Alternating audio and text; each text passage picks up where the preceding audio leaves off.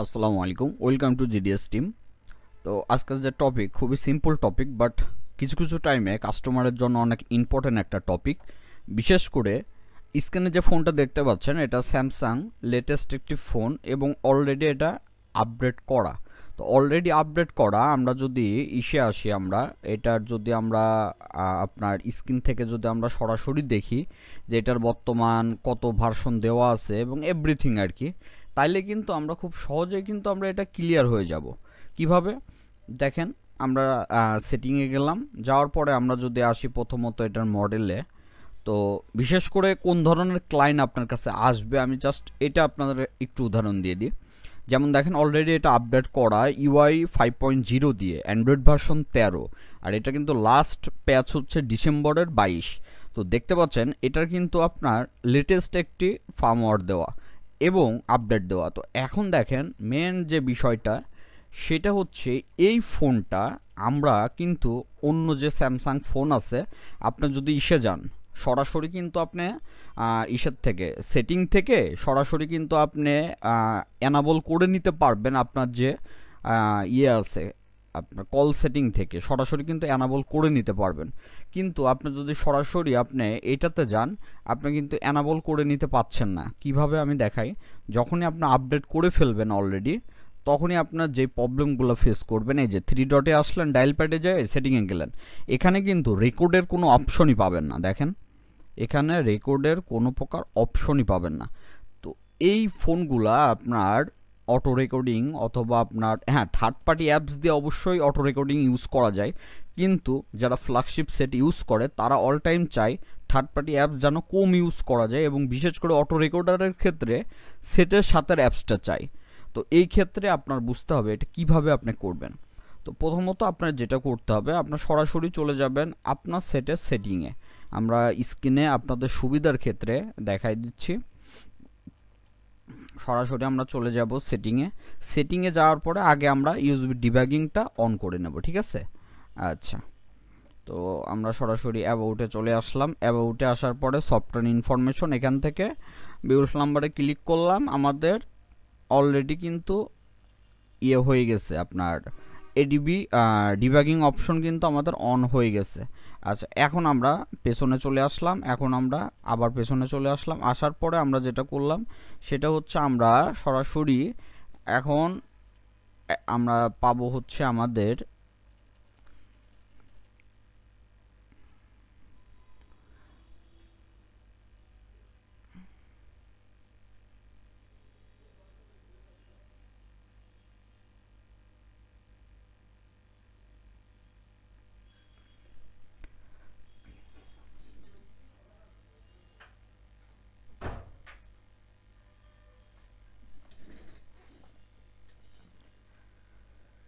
আচ্ছা, তো কাজটি করতে হলে আমরা আগে যেটা করব, আমরা সেটিং থেকে এখান থেকে সরাসরি আমরা হচ্ছে বিউল নাম্বার থেকে ডিবাগিং মোডটা অন করে নেব, ডেভেলপার অপশন। তারপর আমরা ডেভেলপার অপশনে যাব। যাওয়ার পরে আমরা এখান থেকে এসে আমরা দেখব আমাদের ইউএসবি ডিবাগিংটা অন আছে কিনা। আমাদের অফ রয়েছে, এটা আমরা অন করে নেব, ঠিক আছে। আচ্ছা, তো এই পর্যন্ত এখানের কাজ শেষ। এখন আমরা চলে যাব সরাসরি হচ্ছে আমরা হোম স্ক্রিনে চলে গেলাম। এখন আমরা ওপেন করব আমাদের যে এফআরপি বাইপাসের জন্য আমরা যে টুলসটি ইউজ করি, স্যাম ফার্মওয়্যারের টুলসে চলে যাব। যাওয়ার পরে আমরা মূলত কিন্তু এটা এফআরপি বাইপাসের জন্য আমরা জিএসএম সেক্টরের যারা আছে তারা ব্যবহার করে থাকি। কিন্তু আমরা এখান থেকে এডিবি মোডে চলে যাব। যাওয়ার পরে এখান থেকে আগে আমরা দেখব যে আমাদের ড্রাইভারটা শো করছে কিনা, ঠিক আছে। এখান থেকে আগে আমরা দেখে নেব আমাদের ড্রাইভার শো করতেছে কিনা। তো যদি আমাদের ড্রাইভার শো না করে, তার মানে বুঝতে হবে আমাদের সেটটা ইউএসবিতে কানেক্টেড নাই।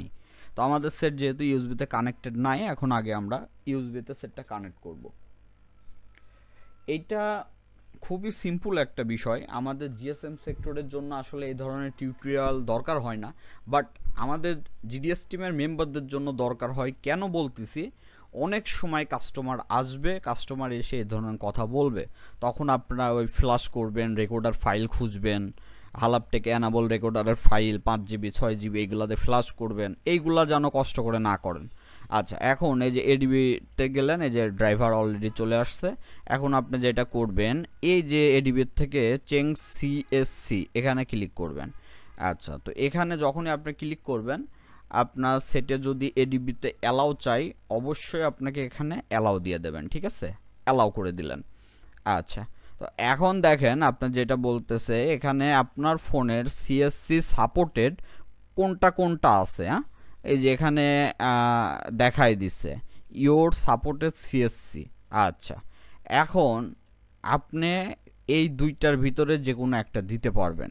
বুঝুন বিষয়টা, এই দুইটার ভিতরে আপনি যে কোনো একটা দিতে পারবেন। এখন যদি আপনার এখানে যদি দিতে চান, আপনার চয়েস, যেমন আমার চয়েস হচ্ছে আইএনএস, ঠিক আছে? এইটা দেওয়ার পরে আমরা হচ্ছে এখানে চেঞ্জে ক্লিক করব।